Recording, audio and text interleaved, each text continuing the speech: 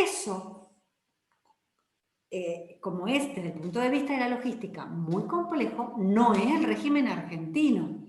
El régimen argentino es que el ejercicio es compartido. ¿Y qué significa compartido? Significa que se entiende que cualquiera de los dos puede tomar decisiones y que esas decisiones que cualquiera de los dos toma van a tener van a gozar de una presunción de conformidad por parte del otro, ¿no? Entonces, mamá decidió que la nena haga inglés, va y la anota. La mamá decidió que la nena cambie de colegio, va y la anota en un colegio nuevo. ¿Qué pasa con los derechos del papá frente a esto? Bueno, en principio, el papá tiene la posibilidad de manifestar su oposición a esa decisión de la mamá y se la debe manifestar ¿a quién? A la mamá o eventualmente al colegio, a la profesora de inglés, al profesor de fútbol, al médico, a la psicóloga. Mirá, no estoy de acuerdo que atiendas a mi hijo, abstenete de continuar atendiéndolo. Es decir, la regla es que el médico, el psicólogo, el profesor de inglés, si cualquiera de los dos van y lo buscan para iniciar un proceso de una escolaridad o para darles clase o para trabajar con ellos, el médico tiene que atender a este niño, la profesora de inglés le comienza a dar clases sin problema. Es el progenitor que no está de acuerdo el que tiene que gestionar la oposición. Esto significa presunción. Esta presunción de conformidad es para los terceros, es decir, la escuela, cuando mamá lo anota, no tiene que llamar al papá para decir, si usted está de acuerdo, no. El tercero tiene que considerar que goza con la conformidad por existir esta presunción. En caso de que el papá no esté de acuerdo, es él el que tiene que manifestarlo. ¿A quién? ¿Ir al juez? No. En principio, no. El problema se debe resolver internamente. Y supónganse que papá le dice, no quiero que la nena vaya a la escuela doble jornada. La mamá le anota y le avisa, mirá, te aviso que anoté a Martita en la escuela doble jornada. Esa obligación de la mamá de avisar es una obligación legal. Ella tiene obligación de avisar, lo dice el artículo 654. Entonces ella toma una decisión. Te aviso que cambié de escuela a la nena, te aviso, o que voy a cambiar de escuela a la nena, porque imagínense que si después hay un conflicto, primero se supone que el acuerdo debe tenerlo antes de hacer toda la logística del cambio. Te aviso que la voy a mandar a Pilates, te aviso que la voy a mandar a hacer expresión corporal, a hacer yoga, y el otro progenitor no dice nada, perfecto, cosa con la presunción. Si el progenitor dice algo, ella no puede tomar la decisión en forma unilateral, porque ahí se expresó la oposición y cayó la presunción. Y entonces será ella la que, si la situación lo amerita, pueda ir a plantear al juez el pedido de autorización para una determinada función o actividad. Por supuesto que no vamos a ir a pedirle al juez autorización para llevar la nena a inglés o para llevarla a pilates o para que haga natación. Son cuestiones que en principio se supone que tienen que consensuarla y no cargar a los tribunales con este tipo de planteos. Aquí en Mendoza lo que nosotros sugerimos en estos casos es, si hay mucho conflicto, intenten una mediación. Pero ¿a qué se va el juez? A pedir cosas más importantes, como más trascendentes, ¿no? Para la vida de los hijos, como por ejemplo un cambio de colegio, una intervención quirúrgica, la profesión de una determinada religión. Y eso es, en definitiva, lo que uno encuentra en los antecedentes de jurisprudencia. Entonces, para pasar en limpio esto, compartido quiere decir que las decisiones las toma cualquiera de los dos y goza de la presunción del otro, hasta tanto el otro no manifieste su oposición. Si manifiesta la oposición, el que toma la iniciativa no puede llevar adelante la iniciativa y en todo caso tiene que pedirle al juez la autorización. El ejercicio es compartido, ustedes saben, cuando la gente está casada o convive o cuando se separan, o sea, en esto no cambia. Y esa es la gran diferencia con el Código Viejo. ¿En qué casos es conjunto?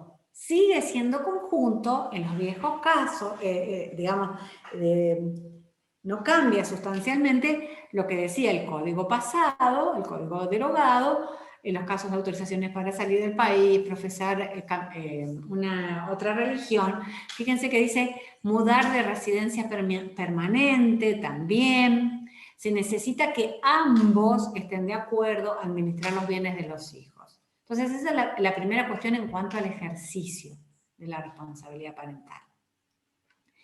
En cuanto al otro escalón, es el que hablamos de cuidado. El cuidado, ustedes saben que el viejo cuidado unilateral no es lo mismo que la vieja tenencia. Porque, el cuidado unilateral no es lo mismo que la vieja tenencia, porque el cuidado unilateral puede darse con ejercicio compartido. Es decir, yo puedo tener unos papás que tienen ejercicio compartido y cuidado unilateral, con un régimen de comunicación, eventualmente. En el cuidado unilateral, el cuidado es la diaria, la cotidiana. Imagínense, bueno, no sé, mamá está viviendo en Neuquén, papá vive en Comodoro Rivadavia, tiene muy poco contacto con la familia, con las hijas, todas las decisiones las toma la mamá. Entonces, en ese caso, y el papá tiene poco interés, en ese caso podemos decir que el cuidado sería unilateral y podría fijarse como contrapartida un régimen de comunicación. Son casos excepcionales, porque para la ley, la regla es que el cuidado debe ser compartido, no solo el ejercicio, sino también el cuidado. Y el cuidado compartido implica que ambos papás están presentes en la vida de los hijos. Y se establecen dos modalidades distintas. La modalidad compartido indistinto y la modalidad compartido alternado.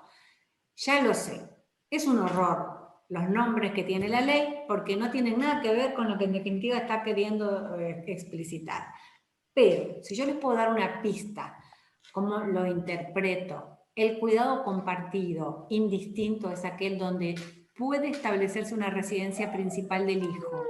El hijo reside principalmente en una casa y el otro papá también cuida del hijo, pero no es la residencia principal. En cambio, en el alternado no hay una residencia principal porque los chicos están un día y un día, 2 días y 2 días, una semana y una semana, un mes y un mes, en casa de cada uno de los papás. Entonces ahí no hay una residencia principal. Y ojo que esto incide directamente... Sí. ¿Alguien preguntó algo? No, creo que se le activó el audio. Bueno. Y ojo que esto incide directamente también en la cuota alimentaria y en la atribución de la vivienda, porque esto saben ustedes que es como un puzzle que uno va armando con derechos y deberes según la dinámica familiar. Y por tanto, si hay un cuidado compartido, alternado, donde no hay una residencia principal, a lo mejor el derecho a atribución de la vivienda no exista, el derecho a los alimentos no exista, o sea, esto implica una modificación desde ese lugar. Pero entonces, para pasar en limpio, si no hay otra, salvo acuerdo de partes, lo que el juez debe fijar es el cuidado compartido indistinto, es decir que el chico va a tener una residencia principal y el otro progenitor va también a colaborar en el cuidado. Ojo, que no es lo mismo decir que el cuidado es compartido indistinto que decir que hay un régimen de comunicación. ¿Por qué? Porque si ambos cuidan, si el cuidado es compartido, ambos cuidan. El régimen de comunicación está previsto para el caso de los supuestos de cuidado unilateral. Cuando uno cuida, el otro se comunica. Entonces, si yo voy a hacer una demanda, porque tengo una clienta que quiere organizar la responsabilidad parental, en esa demanda, ¿qué voy a venir a decir? Mire, con respecto al ejercicio, el ejercicio debe ser, vengo a pedir que sea compartido, es la regla, no hay ningún elemento que me pueda a mí justificar que no pida el ejercicio compartido. Y en cuanto al cuidado, voy a pedir el cuidado compartido indistinto, ofreciendo este plan de parentalidad. Que el papá se encargue de llevar a los chicos al colegio, que almuerce con él tales días, que tales días duerma, los cuide a los nenes, que los lleve al dentista, bueno, y que se fije una determinada, no sé, prestación alimentaria o ya veremos qué, pero el plan de parentalidad tiene muchos puntos que uno tiene que precisar para poder organizar toda la logística de ese cuidado compartido. Cuando uno arma un plan de parentalidad, ese plan de parentalidad generalmente incluye quién ejerce, dónde vive, quién cuida, cómo se distribuyen las tareas de cuidado. Muchas veces lo hacemos por semana. Semana 1, mamá comparte con los nenes desde la salida del colegio hasta el miércoles, luego el miércoles papá los busca y almuerza con ellos y duermen con él y lo lleva al colegio el jueves, luego el fin de semana, o sea, toda esa logística también se pone en la propuesta, ya sea para el divorcio o en la propuesta de una demanda, en la petición. También se debe incluir qué pasa los fines de semana, qué pasa con las vacaciones, con los cumpleaños. Puede suceder que pacte o que se pida que los cumpleaños se festejen por separado, por ejemplo, porque hay una situación de violencia,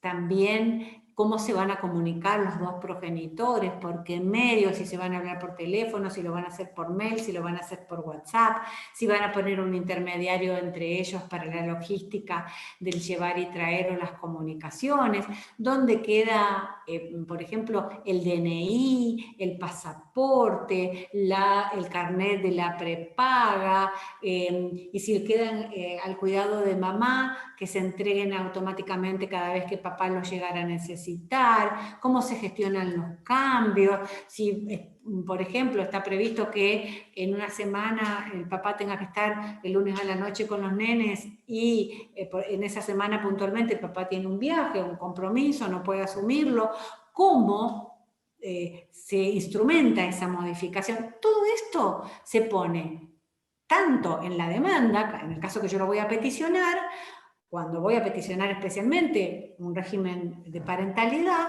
o si estoy trabajando en un divorcio y en una propuesta de regulación de los efectos del divorcio, lo pongo en la propuesta o lo pongo en el eventual acuerdo. Todo esto se llama plan de parentalidad. Y este plan de parentalidad entonces incluye tanto el ejercicio como el cuidado y todas las aristas que ustedes puedan. A veces un plan de parentalidad tiene 5, 6, 7, 8 páginas. Porque entonces quieren pactar que quién lo lleva al médico, que cuántas veces, que quién va a pagar la consulta en materia de prepaga, qué pasa con la señora que lo ayuda, hay veces que tienen todo este detalle.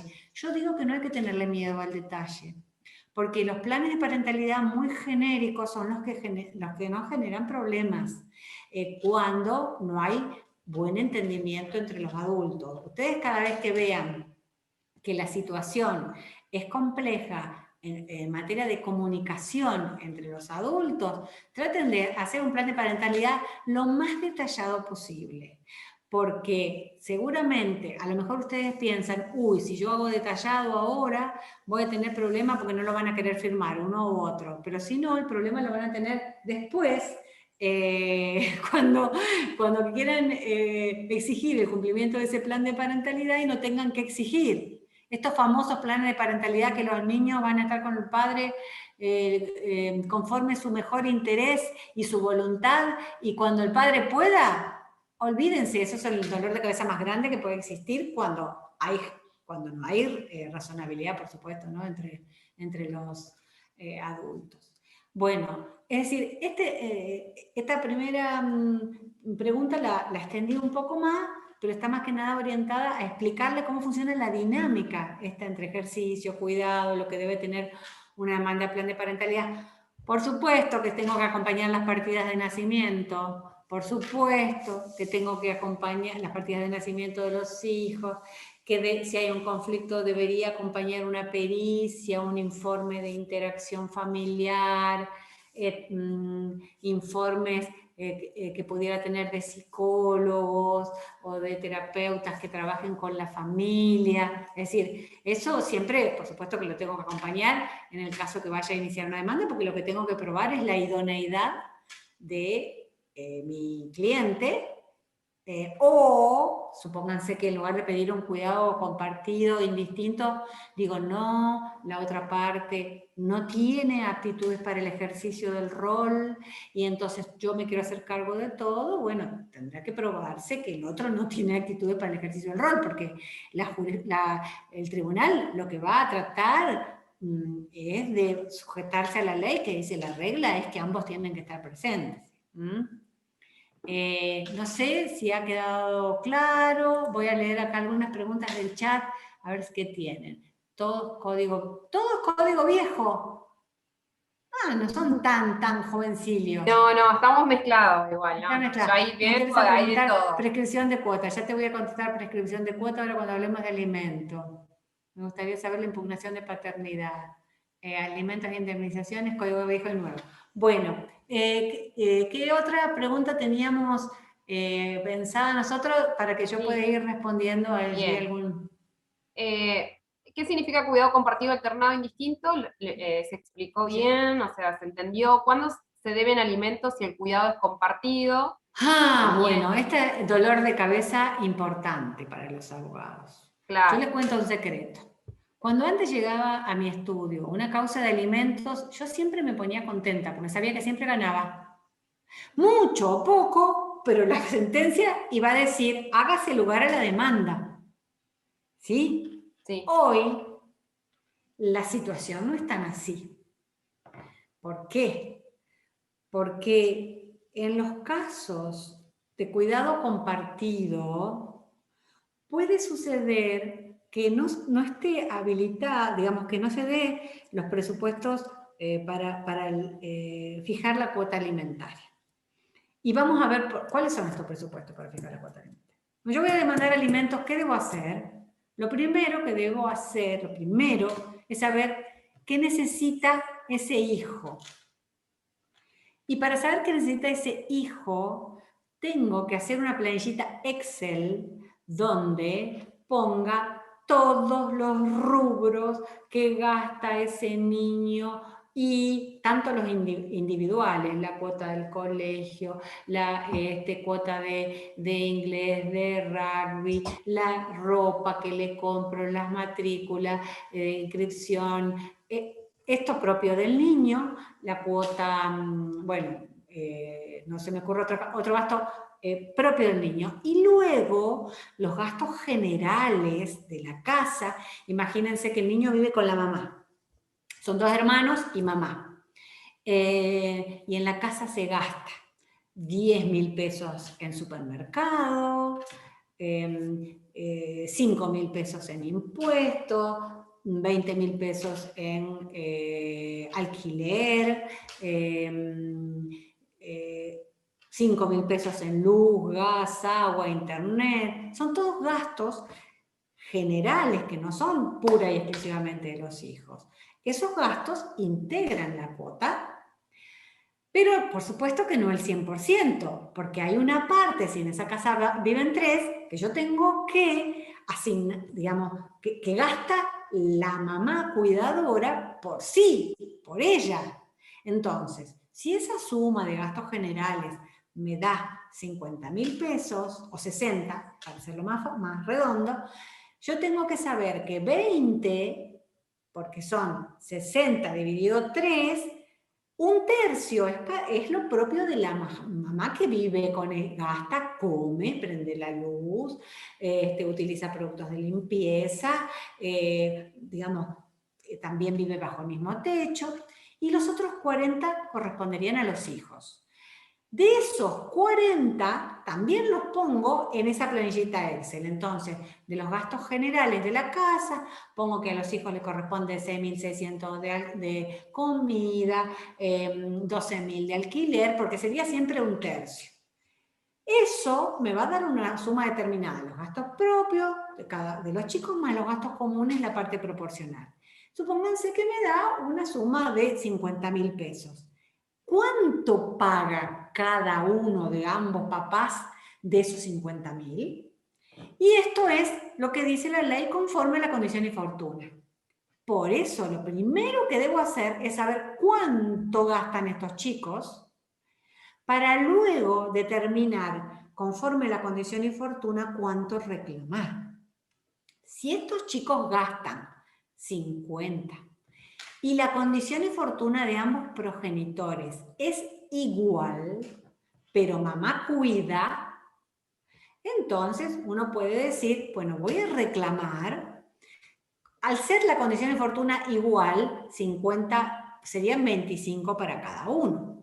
Pero si mamá cuida y papá no cuida, porque en un caso, por ejemplo, de cuidado unilateral, se entiende que el cuidado tiene un valor económico y por eso, en ese caso, hay un aporte de la parte que le hubiese correspondido a la mamá en especie, ella invierte tiempo, esfuerzo, eso la cansa, eso le quita tiempo para trabajar para sí, digamos, para generar más recursos.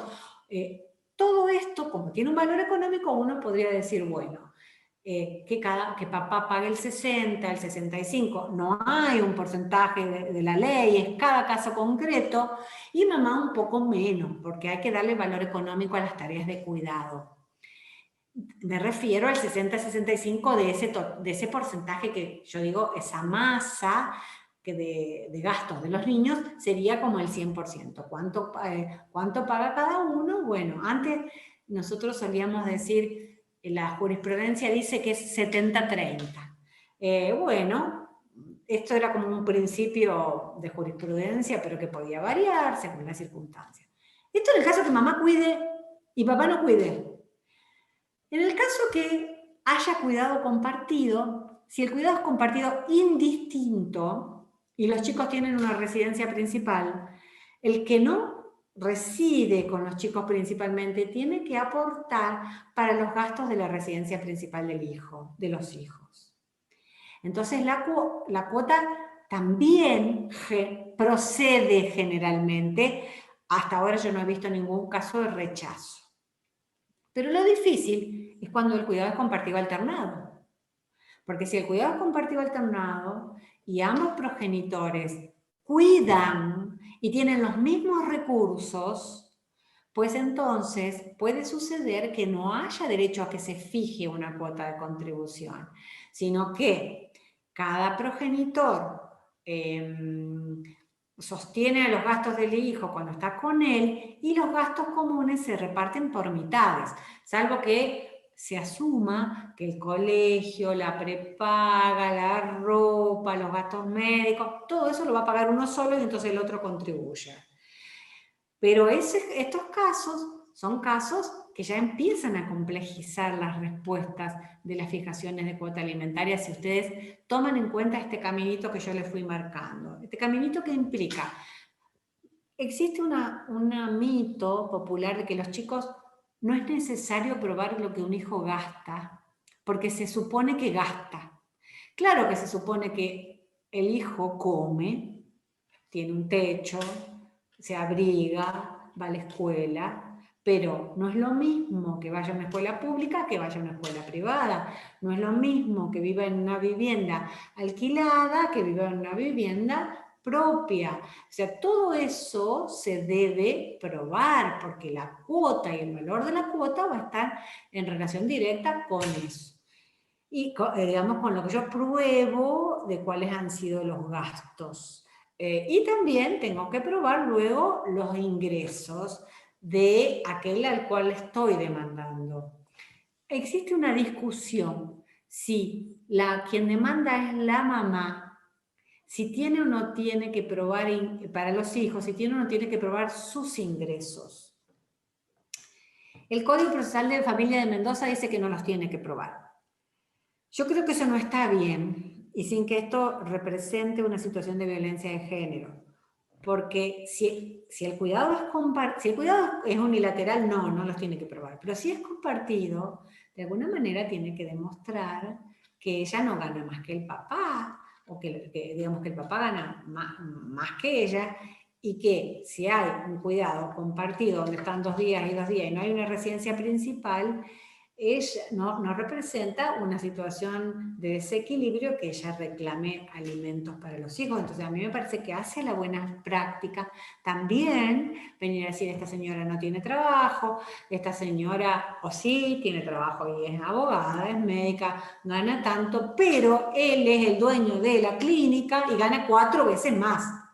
¿Entienden? Entonces, eso yo creo que es importante también tenerlo en cuenta en materia de alimentos. Y ahí voy a responder las 2 preguntas de alimentos que veo acá en el chat.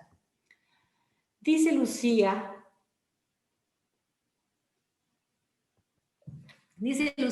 me interesa preguntar sobre la prescripción de cuotas alimentarias no devengadas.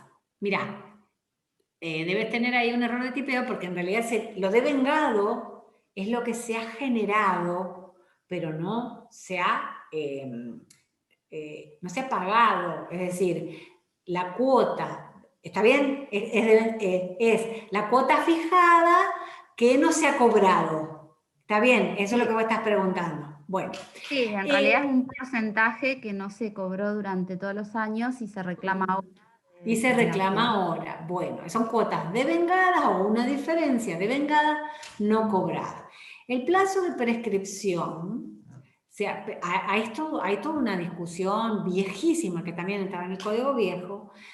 Claramente son 2 años desde el vencimiento de cada cuota, de cada mes. Entonces, si vos el convenio lo hiciste en agosto del año 2020, va a comenzar a correr la cuota.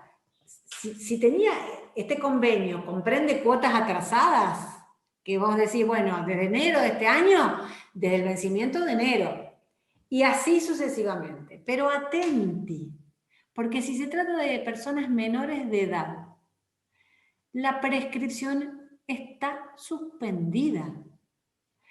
Esto quiere decir que comienza a correr recién cuando el hijo alcanza la mayoría de edad. No corre la prescripción entre hijos y padres. Esto lo dice, no las normas de familia, fíjense, las normas de prescripción, el artículo 2543 creo que dice, la prescripción se suspende y este es un caso de suspensión. Por lo tanto, si vos tenés personas menores de edad involucradas en este convenio, no está prescripto. No te pueden oponer la prescripción. Este es un artículo que casi nadie lee, casi nadie lo conoce y así se dictan sentencias que tienen errores jurídicos porque no puede hacerse lugar a una excepción de prescripción cuando los hijos, porque la cuota alimentaria la reclama la madre en representación de los hijos. Ella actúa en representación de los hijos, cuando son ellos los que están reclamando. Distinto es el caso cuando el reclamo se funda en el 669, que es el caso de que se pida una contribución por aquello gastado. Imagínate que vos hiciste, la demanda de alimentos se inició en el año 2020, pero en el año 2019 se hizo la fiesta de 15 de la nena. Y la mamá pagó los 100.000 pesos que costó la fiesta de 15 y pretende que el padre luego reembolse la mitad. Y el padre le dice, jorobate, vos lo elegiste. Y ella reclama, este reclamo sí prescribe al año, porque ella no reclama en representación de sus hijos, sino que reclama reembolsando por sí, pidiendo el reembolso de lo gastado. Ese es el único caso en que hay prescripción cuando se trata de beneficiario, porque no es la beneficiaria, no son hijos menores, sino es la mamá. ¿Se entendió? Entonces no corre la prescripción entre hijos y sus padres. Sí, es de 2 años y corre en otros casos desde el vencimiento de cada cuota. Imagínate que estos niños o estos adolescentes tienen 17 años y enseguida, cuando se firma el convenio, 17 años, alcanzan los 18 enseguida, sí, desde que alcanzaron los 18 se reanuda, se levanta la suspensión y comienza a correr como en todo supuesto. Y después había otra pregunta de alimentos, con los alimentos y las indemnizaciones. Las indemnizaciones no integran la cuota alimentaria, no es un rubro previsto, salvo que así haya sido pactado, o que especialmente como género, genéricamente, como respuesta en abstracto, si yo tengo una cuota alimentaria que es el 20% del sueldo del bono, de lo que cobra el padre, y el padre queda sin trabajo, no corresponde, porque el hijo no es socio de la indemnización del padre, que el hijo tenga una participación en esa indemnización, porque, como ya les digo, la cuota se fijó con base en lo que el hijo gasta, y eso es un parámetro que no se puede olvidar. Si el papá tiene un despido, lo que debería hacer un abogado diligente es embargar una porción de esa indemnización para cuotas futuras. Porque ustedes me van a decir, si se queda sin trabajo, luego la cuota, la posibilidad, la eficacia de esa sentencia desaparece. Es cierto eso. Y entonces lo que se debe hacer cuando una persona queda sin trabajo es cautelar un porcentaje determinado de la indemnización para tener una garantía de cobro de cuotas futuras, 2 años, 3 años, lo que el tribunal les autorice. En general autorizan 2 años. Pero, entonces, como regla, no es que el 20% si la cuota era el 20% de la indemnización va a ser cuota alimentaria. No es así. Lo que sí es posible es trabar embargo para garantizarse la percepción de esa cuota que era el 20% digamos, del salario del papá, y entonces habrá que sacar la cuenta de cuánto representan, por ejemplo, el 20% del salario del papá al momento del despido por 2 años, y ahí cautelar. Esa es en materia de indemnización. Bueno, ¿tenemos algo más de alimentos? No. Después tenemos, antes de pasar a afiliación, yo quiero saber impugnación de paternidad, vencido el plazo, alimentos. ¿Es correcto que el progenitor que percibe la cuota además exija que el otro progenitor realice erogaciones para el hijo, no siendo gastos extraordinarios? Depende. Depende de qué cubre la cuota. Si cuando se reclamó se dijo que la cuota cubría todos los gastos del hijo, ropa, obra prepaga, gastos de salud, gastos de librería, gastos de nafta, gastos de esparcimiento, todo, pues entonces no correspondería que exija. Pero si la cuota no previó, por ejemplo, gastos de ropa, o previó o no previó los gastos de cuando se demandó, por eso yo digo que es tan importante hacer esa planillita de Excel. Yo ya tengo un preformato y se los doy a los clientes que lo hagan directamente. Cuando me hacen el relato de los hechos, para que pongan directamente, mandame la planillita de Excel y yo te enseño a calcular, le digo, cuánto, porque vienen tanto, mamá como papá, decir cuánto puedo pedir o cuánto tengo que pagar. Entonces, es tan importante saber cuáles son los gastos, justamente, y cuando se detallan esos gastos en la demanda, es importante ese detalle para saber si eso se está contemplando en la cuota o no se contempló. Y acá se dio mucho, que bueno, en todo el país, de los retiros voluntarios del 241, los acuerdos, y de repente la empleadora retenía el 20, ¿sí? Y entonces vos tenías que ir a rescatar la suma, ¿sí? Porque, o decir que queda a cuenta de alimentos futuros. Pero de repente como que hubieron muchos conflictos porque decían, no, el 20 es de... No, eso es un error, ese es un error, no es del niño, el niño no es socio de la fortuna del padre, si el padre se gana la lotería mañana, no es que el niño va a tener derecho al 20%, si ese 20%, 30, 40, se fijó teniendo en cuenta lo que el hijo gasta, por eso no es así, está muy bien que venga a decir el abogado que representa al alimentante, bueno, tómelo a cuenta de alimentos futuros, porque yo no sé si este hombre va a conseguir trabajo nuevamente. Pero lo que está muy mal, lo que sí es cierto, que a veces la mamá no se entera de esta situación de despido y no se entera con buena fe o con mala fe. O sea, o se mantiene o no se entera porque un buen día la empresa de un momento para otro dijo, chao, no te necesito más, o no se entera porque se mantuvo oculto. Y entonces, ¿cómo se llega a cautelar esa indemnización? Eso es cierto. Quizás una conducta diligente del empleador pueda ser informar o pedir al tribunal instrucciones de qué hacer con esa indemnización para no perjudicar, porque se sabe que es la oportunidad. Esto capaz que podría ser una conducta diligente del empleador. No sé si lo va a hacer, porque estaría en este caso protegiendo los intereses del alimentado, ¿no es cierto? No, no, sí, se está haciendo, se está oficiando al juzgado para que aclare también sobre qué rubros en el caso de los petroleros. Si no había, que que especifiquen, porque después pagan eso, depositan en la cuenta judicial, y para después como que te viene, el empleador no sabe, le reclaman el dinero, entonces es como que ahora las empresas piden a ver qué rubros están pidiendo oficio.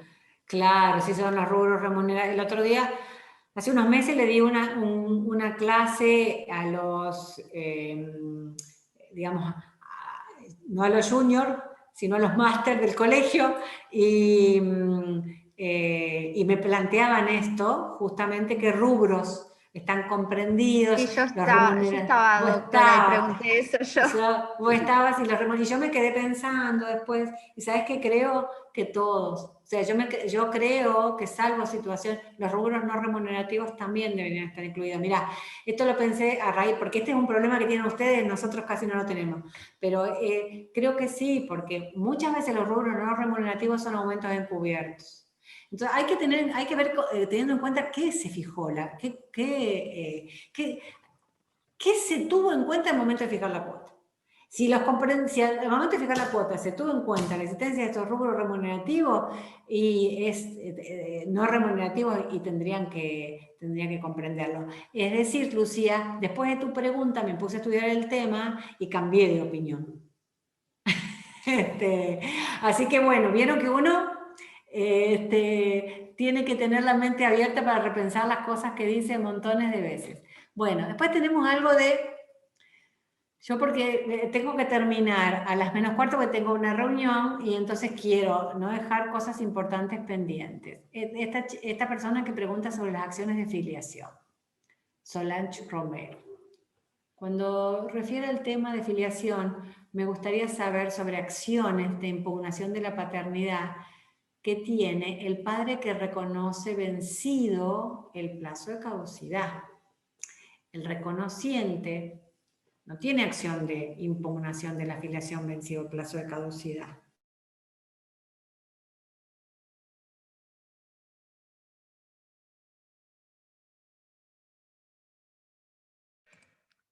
¿Se me cortó a mí o a todos? Conocimiento. A todos se cortó. ¿Cómo? Se cortó justo.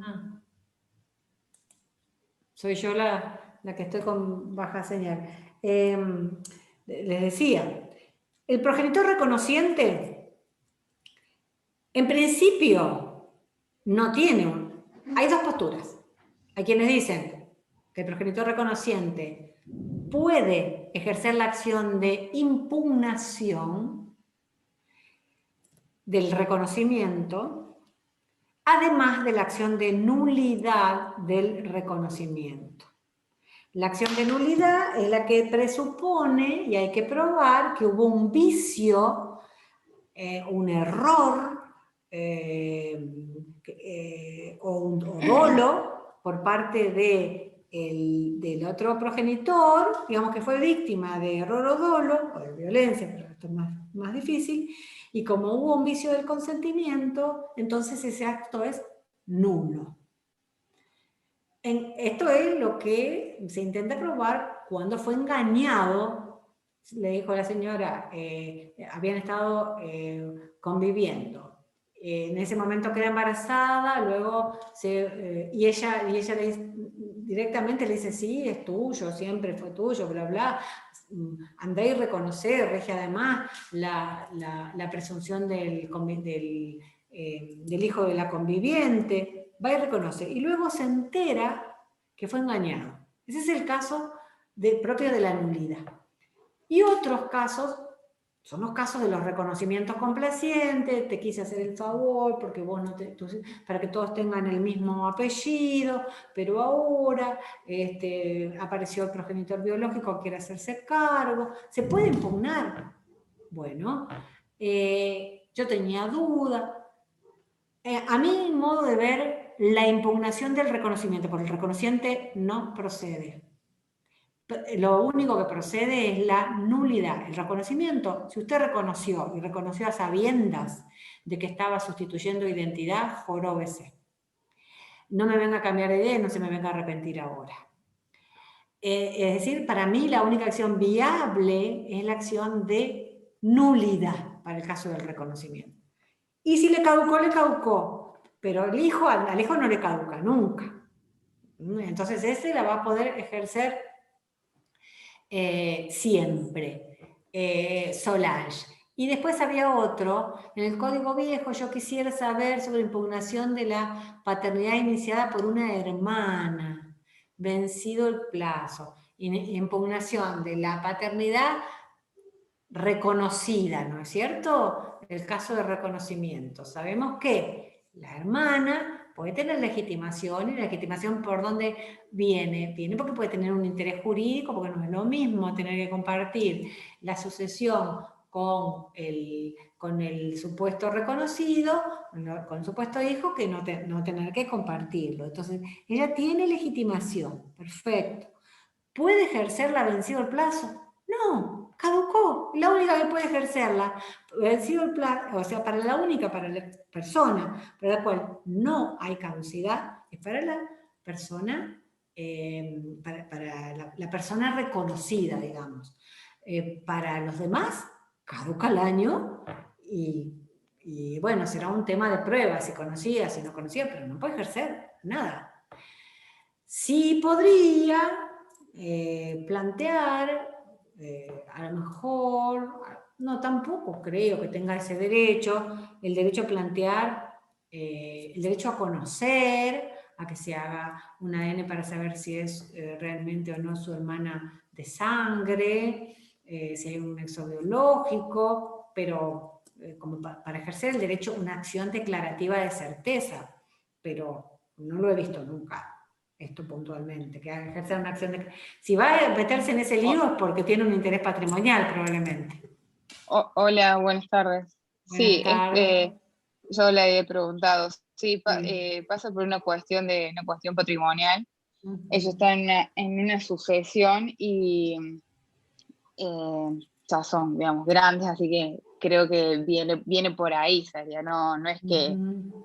Ujú. como que es un caso de como que cuentan como que el padre le dijo que supuestamente toda la vida que no era hijo, pero bueno, hoy el padre ya no está Ujú. y bueno, Está caduca, lo sí, siento. Y sí. más si hay... Mirá, si necesitas argumentos, hay un No, sí, comentario... sí, no, dígame. ¿Cómo? No, le escucho. No, hay un trabajo, hay un artículo que yo escribí y que se publicó, me parece que en La Ley, en el año 2014, sobre un caso que llegó al Tribunal de La Pampa, donde justamente se discutía la validez y constitucionalidad de los plazos de caducidad. También en realidad era un caso de derecho transitorio, pero con el código anterior, donde se trataba de hijos extramatrimoniales, había otro plazo de caducidad. Pero ahí tenés algunos datos de la jurisprudencia, por ejemplo, de la Corte Interamericana, de la Corte del Tribunal Europeo de Derechos Humanos, donde dice que los plazos de caducidad son perfectamente convencionales, y más cuando lo que está en juego son derechos económicos. Porque si vos me dijés, está en juego la identidad, ok, bueno, pero si lo que está en juego es una situación patrimonial de un derecho sucesorio, vaya, marche preso, le caducó. Creo que es así. Sí, sí, sí. Gracias. Bueno. Doctora, si me permite, Sí. Solange, la que hice Solange. la pregunta anterior de filiación. Sí. Justamente quería comentar esto porque me parece muy importante lo que usted dijo, porque acá yo litigo en Río Negro, Neuquén. En General Roca, una localidad de acá de Río Negro, se ha planteado la declaración de certeza por el principio de derecho de identidad del niño, ¿no? Por ese lado se puede llegar a plantear. Bueno, pero a ver, hay una cosa, ¿quién es la que está planteando la declaración de certeza? Porque El al papá niño, reconociente. claro, hay que ver si eso el juzgado considera que es el mejor interés para el niño. Exacto, no es el mejor interés, pero bueno, por el tema de la cuota generalmente, ¿no? Pasa por ahí. Pero lo siento, porque por más que Exacto, sea declaración de exacto. certeza y diga, señor, usted no es el padre, nunca va a correr ese vínculo. No, seguro, seguro. Y incluso en Villa Regina, otra localidad de acá de Río Negro, no están admitiendo la declaración de certeza, pero están interponiendo las acciones, como usted bien dijo, para el niño no caduca, que prescribe, o sea, lo que están haciendo ahora es plantear la acción de impugnación de paternidad en representación del niño. Lo que me parece... Bueno, ahí tendrá que venir a intervenir el Ministerio Público, a tener una participación comprometida y realmente en defensa del mejor interés del niño para ver cuál es la situación concreta de ese niño. Claro. Les cuento que había, en estos días, me llegó una sentencia. Estoy buscando el artículo que les dije de la prescripción, me parece que el 2543 ya te lo confirmo. Sí, el 2543, doctora. Casos especiales de prescripción entre personas incapaces y con capacidad restringida de sus padres, tutores o curadores o apoyos, durante la responsabilidad parental, la tutela o la curatela o los medios de apoyo. Ese es el artículo que antes hablaba de que se suspendía la prescripción entre tutores y sus pupilos. ¿Y cómo va a estar suspendida entre tutores y sus pupilos y no entre padres e hijos? Entonces se amplió. Eso, bueno, eso aclaro.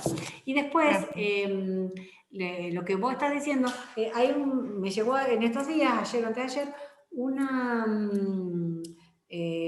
sentencia del Supremo Tribunal de Corrientes, donde la hija demanda, o sea, un señor plantea la acción de impugnación de reconocimiento de quien sería un reconociente complaciente, y él dice ser el padre biológico.